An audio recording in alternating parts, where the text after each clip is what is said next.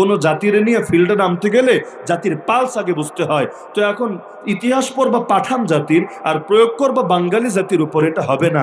ইতিহাস সামনে রাখো, ইতিহাস সামনে রেখে ফাতাবিরু ইয়া উলিল আবসার, জাতিকে বোঝো। এই জাতির হুজুগে গুণটা আছে আলহামদুলিল্লাহ। বলবেন আলহামদুলিল্লাহ কেন বললাম? নাউজুবিল্লাহ বলা দরকার না রে ভাই, নাউজুবিল্লাহ না, আলহামদুলিল্লাহ। জাতিগত খাসলতরে খারাপ নজরে দেখার কিছু নাই। এই হুজুগটা এত খারাপ না, বরঞ্চ এই হুজুগটারে যদি কেউ কাজে লাগাতে পারে অল্প সময় বিরাট বড় ফলাফলও পেয়ে যাবে ইনশাআল্লাহ। কিন্তু যদি ভাবে না মাঠে নামে লং টাইম ধৈর্য ধীরে ধীরে কামে লাগাবো, তোমারও খুঁজে পাওয়া যাবে না, কর্মীরও খুঁজে পাওয়া যাবে না। কিন্তু হুটহাট যদি কেউ কিছু করতে পারবে অতি সহজেই ইনশাআল্লাহ। আবাল বৃদ্ধ বনিতা গ্রামের মহিলা কেউ বাদ থাকবে না। এই যে ঐক্য ঐক্য ঐক্য ঐক্য ঐক্য, সকালে 100 বার সন্ধ্যায় 100 বার জিকির করতে করতে যদি মুখে ফেনাও তুলে ফেলেন, ঐক্য হবে কেমনে আমারে বুঝান। কেন্দ্র বিন্দু ছাড়া কখনো ঐক্য হয় না। কেন্দ্রবিন্দু বুঝেন? আপনাকেও এক জায়গায় আসতে হবে, আমাকেও এক জায়গায় যেতে হবে, কোনো একটা জিনিসকে মূল মেনে এরপর না ঐক্যবদ্ধ হতে হবে। এরপর একবার ঐক্যবদ্ধ হলেই ঐক্য কিয়ামত পর্যন্ত থাকবে। বুলেট প্রুফ গাড়ি বিষয়টা তো এমন না, মাঝখানে শয়তান আর নফস চেষ্টা চালাবে, অন্তরে অসহসা ঢুকাবে, ঐক্য ভঙ্গ করতে চাইবে। তো ভঙ্গ করতে গেলে ঠেকাবেন কিভাবে? পাওয়ার তো লাগবে। তো এই সমস্ত মানুষকে এক প্ল্যাটফর্মে এনে প্রেশার ক্রিয়েট করে পাওয়ার প্রয়োগ করে সবাইকে এক রাখবে কিভাবে? মাঝখান থেকে কেউ বিচ্ছিন্ন হতে চাইলে বুঝিয়ে হোক, সাজা দিয়ে হোক, তাদেরকে লাইন রাখবে কিভাবে? এর জন্যই খেলাফত লাগে। খেলাফত ছাড়া যতই লেকচার মারেন না ঐক্য ঐক্য ঐক্য ঐক্য বলাই যাবে, কে কার সাথে ঐক্য করবে? বাংলাদেশে ঐক্য জোট নামে যত দল হয়েছে এগুলো সময়ের ব্যবধানে বিভক্তির নতুন আরেকটা ফেরকায় পরিণত হয়েছে। এই দেশে ঐক্য একবার দুবার না বহুবার হয়েছে, ঐক্য টেকে নাই। এখন তো মিডিয়ার জামান, ওগুলো মিডিয়ার জামানা ছিল না। যদি থাকতো কতজনের কত থলের বেড়াল যে বের হতো আর কত কেলেঙ্কারি যে জাতির সামনে থাকতো আল্লাহ ভালো জানে। ঐক্য কখনোই টিকিয়ে রাখা যায় না পাওয়ার না থাকলে। যারা দেখবেন ক্ষমতায় থাকে ওদের অধীনে সবাই গিয়ে ঐক্যবদ্ধ হওয়ার চেষ্টা করে, কেউ বাইরেও যায় না, কারণ জানে গেলে গদি তো থাকবেই না, মান ইজ্জত থাকবে না, আর কপালে বাকি জীবন জেলের ভাত জোটে কিনা এটাও আল্লাহ ছাড়া কেউ জানে না। তো দেখা যায় সবাইকে ঐক্যবদ্ধ হতে চায়। তো যখন আমরা ক্ষমতা আমরা ছিলাম গোটা দুনিয়ার, ওই সময় কাফের মুশরিকরা এসে বলতো আসো না আমাদের সাথে ঐক্য করো, তোমাদের কিছু বিষয়ে আমরা সফট হই, আমাদের কিছু বিষয়ে তোমরা সফট হও, তোমরা হামলা করো না আমাদের উপর, আমরা তোমাদেরকে কর দিব, জিজিয়া দিব, এই দিব সেই দিব, তোমরাও সুখে থাকো আমাদেরকেও সুখে রাখো। তাআলাউ ইলা কালিমাতিন সাওয়াইন বাইনানা ওয়া বাইনাকুম আল্লা না'বুদা ইল্লাল্লাহ ওয়া লা নুশরিকা বিহি শাইআ ওয়া লা ইয়াত্তাখিযা বা'দুনা বা'দান আরবাবান মিন দুনিল্লাহ। কোরআন তো আহলে কিতাবকে ঐক্যের ডাক দিয়েছে। শোনো, তোমাদের চুলকানি তো নবীকে নিয়ে, তাহলে একটা কাজ অন্তত করো, যেই বিষয়ে তোমরা আমরা একমত ওটা অন্তত মানো, যে এক আল্লাহ ছাড়া আর কোনো মাহবুদ নাই, আমরা কেউ কাউকে আল্লাহকে বাদ দিয়ে রব বানাবো না, এগুলো অন্তত মানো। এই মর্মে অন্তত আসো না তোমরা আর আমরা একমত হই। তো ঐক্য অবশ্যই দরকার, তবে ঐক্য হবে হকের উপরে, ঐক্য হবে হকের জন্য, ঐক্য হবে হক প্রতিষ্ঠার জন্য। এমন না ঐক্য কায়েমের জন্য হককে জলাঞ্জলি দেওয়া হবে।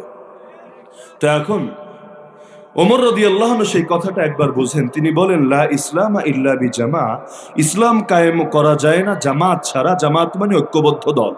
ওয়ালা জামাতা ইল্লা বিইমারা, জামাত হয় না কেন্দ্রীয় নেতৃত্ব ছাড়া। ওয়ালা ইমারাতা ইল্লা বিতাআ, আর কেন্দ্রীয় নেতৃত্বের কোনো দাম থাকে না আনুগত্য করা ছাড়া। তার মানে কর্মীরা হবে অনুগত, নেতা হবে আমির, সেই নেতা এমন সুষ্ঠুভাবে পরিচালনা করবে, সবাইকে করে রাখবে এক জামাত, ঐক্যবদ্ধ দল, সকলে মিলে কায়েম করবে ইসলাম। এটাই হলো দিন কায়েমের মূল প্যাটার্ন। এখন এইভাবে যদি ঐক্যবদ্ধ দল হয়, তারা কখনো দাওয়াতের দ্বারাও দিন কায়েম করে ফেলতে পারে, কোনো রক্তই ঝরানো লাগে না। নবী মদিনায় দিন কায়েম করেছেন, রক্ত ঝরানো লাগে নাই। ফিরে এসে মক্কায় দিন কায়েম করেছেন, বের হয়েছিলেন যুদ্ধের মিশন নিয়ে, এখানেও যুদ্ধ করা লাগে নাই, আল্লাহ সহজ করে দিয়েছেন, রক্তপাত ছাড়াই জয় হয়েছে, কিন্তু এই যে এক করেছেন সবাইকে, মুহাজির আনসার পরিচয়, মাক্কি মাদানী পরিচয়, আউস খাজরাজ পরিচয়, এই যুগের ভাষায় বললে বাঙালি, ভারতীয়, তুর্কিস্তানি, অমুকিস্তানি, তমুকিস্তানি, এই পরিচয়, অথবা এক দেশের রাজনৈতিক বিভিন্ন বিভক্তির পরিচয়, অথবা আঞ্চলিক পরিচয়, সিলেটি, চিটাগাঙ্গা, নোয়াখাইল্লা, বরিশাইল্লা, এই যে বিভিন্ন রকম ভাগাভাগি, সব ভাগ ভিন্ন, বরং ওয়াকালা ইন্নানি মিনাল মুসলিমিন, পরিচয় হবে এটা, আমরা মুসলিম উম্মার সদস্য, তুমিও মুসলিম, আমিও মুসলিম, সকলে মুসলিম, আমাদের দেশ এক, আমাদের নেতা এক, এবার আমরা সকলে মিলে এক জাতি, এক দেহ, একজন আরেকজনের রক্ষায় এগিয়ে যাবই যাব। তো এখন বলবেন হুজুর সবই তো বুঝলাম, কিন্তু এখন করণীয় কি? আমি কি চাইলেই সারা দুনিয়ার মুসলমানকে এক প্ল্যাটফর্মে আনতে পারবো? আর যদি আসতে বলি তাহলে কি সবাই আসবে? না, আসতে বললেই আসবে না, এবং আসেও নাই, এবং আসনাটা এত সহজও না। এজন্য দুনিয়াতে খেলাফত কায়েম করতে চাইলে বর্তমান জামানায় যেই জিনিসের বিকল্প আমি দেখি না, আপনি দেখতে পারেন আপনার জ্ঞান বেশি থাকলে, তবে আমার নজরে এর চাইতে বেশি কিছু পড়ে না।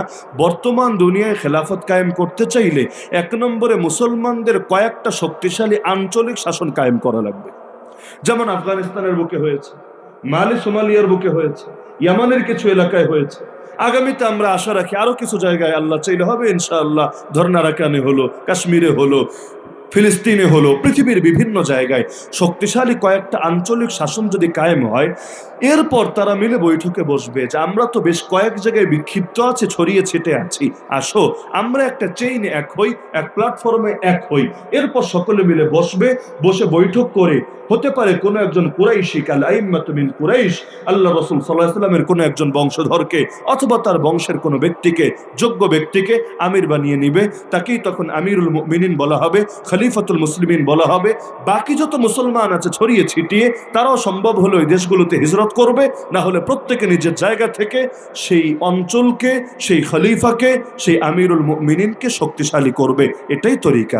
এছাড়া এই জামানায় অন্য কোনো তরিকায় খলিফা বানানো সম্ভব, খেলাফত কায়েম করা সম্ভব, এটা আমার ক্ষুদ্র জ্ঞানে বুঝে আসে না। তো এখন বলবেন হুজুর এটাও তো অনেক দূরের ধাপ। এক আফগানিস্তানের বুকেই দিন কায়েম হতে 19 বছর লেগেছে, মালি সোমালিয়ায় কত কাল লেগেছে, তা আগামী তো এরকম আরো কয়েকটা, একটাই তো পাই না, আরো কয়েকটা, অন্তত 6টা 10টা 20টা হতে আরো কতকাল সময় লাগবে আল্লাহ ভালো জানে। তো এতকাল বসে বসে কি ললিপপ খাবো আমরা? আমরা কি শুধু কি হয় না হয় এটা দেখার জন্য প্রতীক্ষায় বসে থাকবো? না, তার আগ পর্যন্ত আমাদের করণীয় দুইটা।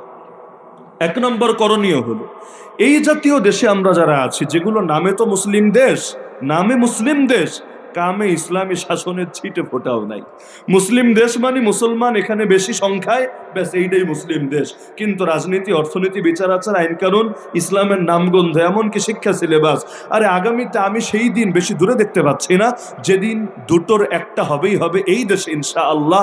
হয়তো শিক্ষা সিলেবাস 100% সঠিক হবে, সরকার করতে বাধ্য হবে, না হলে আলেম ওলামারা বসে আর গোটা জাতি একত্রিত হয়ে যারাই এই শিক্ষা সিলেবাস বাস্তবায়ন করতে চাইবে তাদেরকে হলুদ কার্ড না ডাইরেক্ট রেড কার্ড দেখাতে বাধ্য হবে। কারণ ঈমান সবার আগে। আরে দল পরে, দেশ পরে, আমার নিজস্ব স্বার্থ, ব্যবসা বাণিজ্য, চাকরি বাকরি সব পরে, ইসলাম আর ঈমান সবার আগে। আমি তো তাদেরকে নিয়ে আফসোস করি এবং কষ্ট দেওয়ার জন্যই বলি যারা নিজেরা এই শিক্ষা ব্যবস্থার সাথে জড়িত, হয়তো স্কুল কলেজে পড়ে অথবা পড়ায়, বিশেষভাবে আমি তাদেরকে দোষারোপ করছি প্রকাশ্যে, খোলা ময়দানে, হাজার হাজার মানুষের সামনে, যারা মাদ্রাসায় পড়ে এবং পড়ায়। কোন মাদ্রাসা? আলিয়া মাদ্রাসা। এই শিক্ষা সিলেবাসের সমস্যাগুলো আমরা তো পরে দেখছি, তারা তো আগে দেখছে, বইগুলো তাদের সামনে, এগুলো তারা পড়ছে, পড়াতে হচ্ছে, তারা কেন প্রতিবাদ করছে না? কোন যুক্তিতে, কোন দুঃখে? তারা কি মরবে না? তারা কি রবের সামনে দাঁড়াবে না? কিয়ামতের দিন তাদেরকে কি জবাব দিতে হবে না? এগুলো নিয়ে তাদের কি কাঁধে কোনো দায় নাই? তারা কি উম্মার কোনো অংশ না? অবশ্যই আছে, অবশ্যই আছে। প্রতিবাদ তো সবাইকেই করতে হবে, কিন্তু মুখ খুলছে না কোন দুঃখে? চাকরি চলে যাবে, জবাবদিহির আওতায় আসবে, প্রমোশনের জায়গায় ডিমোশন হবে।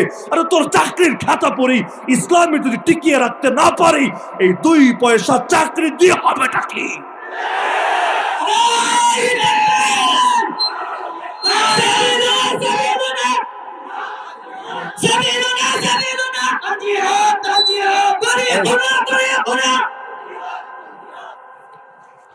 তো এখন যতদিন পর্যন্ত এই দেশের মধ্যে ইসলাম পুরোপুরি কায়েম করা যাচ্ছে না, ততদিন আমার নজরে, এগুলো সবই আমার ব্যক্তিগত মত, গ্রহণ করতে কেউ বাধ্য না, ভালো লাগলে বিবেচনা করবেন, না হলে ফেলে দিবেন।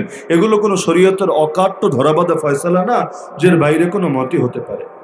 ততদিন পর্যন্ত আমাদের জন্য সবচাইতে বড় করণীয় এখন হলো যে রাজনৈতিকভাবে ইসলামপন্থীরা একক শক্তি নিয়ে দেশের ক্ষমতায় যাবে, বাহ্য দৃষ্টিতে আগামী এক যুগেও এটা সম্ভবপর মনে হচ্ছে না। আল্লাহ যদি চান সেটা ভিন্ন কথা, আল্লাহর কোনো ওসিলা লাগে না, কোনো আসবাব লাগে না। আল্লাহ যদি বলেন কুন হও, হ্যাঁ কোন সঙ্গে সঙ্গে হয়ে যায়।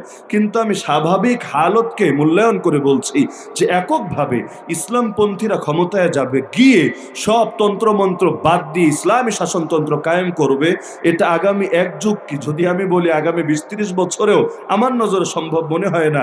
মনে হয় না, খুব বেশি বাড়াবাড়ি অত্যুক্তি হবে না। তাহলে করণীয় কি? যে এই কয়দিন তাহলে বিচ্ছিন্নভাবে যতটুকু পারি চেষ্টা চালাবো। হ্যাঁ, চেষ্টা যা চালানোর তা তো চালাবেনই, কিন্তু এই কয়দিন যদি অপেক্ষায় থাকেন, পরবর্তী প্রজন্মরে হয়তো মুসলমানই আর দেখতে পাবেন না। তাহলে কি করতে হবে? আমার নজরে ক্ষমতায় কবে আসবো না আসবো পরের মাসালা, ওটা ইলেকশনের দ্বারা, সিলেকশনের দ্বারা নাকি তরিকা, ওটা পরের মাসালা। কিন্তু সবার আগে ভাবতে হবে যে এই দেশের মুসলমানরা মৌলিক কিছু বিষয় আলহামদুলিল্লাহ এখনো একমত আছে।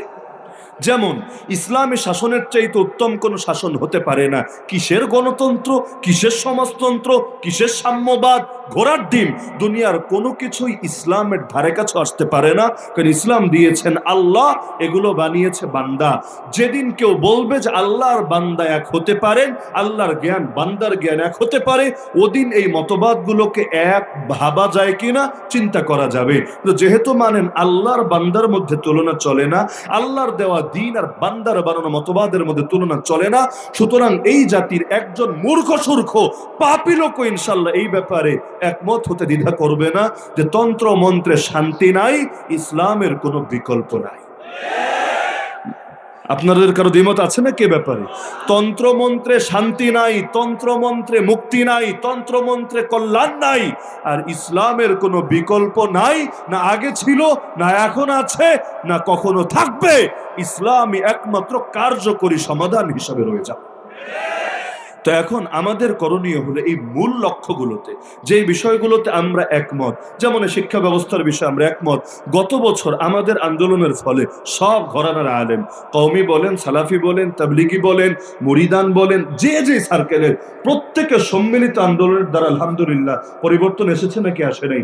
বান্দর তত্ত্ব টেকে নাই, সরকারে কোটি কোটি টাকা লস হয়েছে, অনেক বই নতুন করে ছাপাতে হয়েছে, তবুও আন্দোলনের দ্বারা এই ফল পাওয়া গেছে নাকি যায় নাই? কেন? কারণ ওই গুটি কয়েক, ওই জাফর ইকবাল আর এই সে, ওদের কি এত পাওয়ার হয়ে গেছে যে এই দেশের 95% মুসলমানের বিরুদ্ধে গিয়ে ওরা নিজেদের হ্যাডম দেখাবে? না, এই পাওয়ার আগেও ছিল না, এখনো নাই। শিয়ালরা রাজত্ব করে তখন যখন সিংহরা ঘুমিয়ে থাকে। সিংহরা যদি একবার জেগে ওঠে, শিয়াল মামাদের তখন টর্চ লাইট দিয়েও খুঁজে পাওয়া যায়। আমাদের এক এক মাহফিলেই যে শ্রোতা হয়, গোটা এই বাংলাদেশের নাস্তিক সবগুলোর এক ময়দানে আনলেও তো শ্রোতা হবে। বেশি লাগবে না, বালিয়ার মাহফিলের শ্রোতারে কাউন্ট করবেন, আর বাংলাদেশের যত নাস্তিকের আন্ডা বাচ্চা আর মহামান্য বান্দর মহোদয়ের নাতিপুতি আছে, সবগুলারে একটা একটা করে হিসাব করবেন। যদি আপনি প্রমাণ করতে পারেন যে না, আমাদের এক মঞ্চের শ্রোতার চাইতে গোটা দেশের নাস্তিক কুল বেশি, প্রয়োজনে আমরা নতুন করে আবার ভাবতে শুরু করব, আগের কথাগুলোকে ঐক্য করব। পারবেন না তো কি এমন ঘোড়ার ডিমের ক্ষমতা হয়েছে? হাতে একটু পাওয়ার থাকলে সবাই ভাব দেখাতে পারে, কিন্তু পাবলিক যদি পরনের কাপড়ও টেনে খুলে ফেলে, ভাব তখন এমনি বের হয়ে আসে। তো যেই বিষয়গুলোতে আমরা একমত আছি, ওই বিষয়গুলোতে সকলে একযোগে কাজ করা দরকার। যেমন শিক্ষা সিলেবাস নিয়ে গত বছর একযোগে কাজ হয়েছে। একযোগে কাজ বুঝেন? আসেন একজন সভাপতি বানাই, সেক্রেটারি বানাই, ক্যাশিয়ার বানাই, এভাবে না। এভাবে কাজ করতে গেলে দেখবেন কোন দিকে আরেক মাথা বের হয়েছে। মাথা ঠিক করতে গেলে হাত নাই, হাত ঠিক করতে গেলে পা নাই। এটা বাঙালি জাতের খাসলত। হুজুগে বাঙালি তো এখানে হুটাহুট কিছু করতে পারবেন, কিন্তু বেশি দিন কোনো চেতনা ধরে রাখতে পারবেন না। বাংলাদেশে অনেক দলের রাজনৈতিক আন্দোলন ডাব্বা মারে এ কারণে। কোনো জাতির নিয়ে ফিল্ডে নামতে গেলে জাতির পালস আগে বুঝতে হয়। তো এখন ইতিহাস পড়বা পাঠান জাতির আর প্রয়োগ করবা বাঙালি জাতির উপর, এটা হবে না। ইতিহাস সামনে রাখো, ইতিহাস সামনে রেখে ফাতাবিরু ইয়া উলিল আবসার, জাতিকে বোঝো। এই জাতির হুজুগে গুণটা আছে আলহামদুলিল্লাহ। বলবেন আলহামদুলিল্লাহ কেন বললাম? নাউজুবিল্লাহ বলা দরকার না রে ভাই, নাউজুবিল্লাহ না, আলহামদুলিল্লাহ। জাতিগত খাসলতরে খারাপ নজরে দেখার কিছু নাই। এই হুজুগটা এত খারাপ না, বরঞ্চ এই হুজুগটারে যদি কেউ কাজে লাগাতে পারে অল্প সময় বিরাট বড় ফলাফল পেয়ে যাবে ইনশাআল্লাহ। কিন্তু যদি ভাবে না মাঠে নামে লং টাইম ধৈর্য ধীরে ধীরে কামে লাগাবো, তোমারও খুঁজে পাওয়া যাবে না, কর্মীরও খুঁজে পাওয়া যাবে না। কিন্তু হুটহাট যদি কেউ কিছু করতে পারবে অতি সহজেই ইনশাআল্লাহ। আবাল বৃদ্ধ বনিতা গ্রামের মহিলা কেউ বাদ থাকবে না।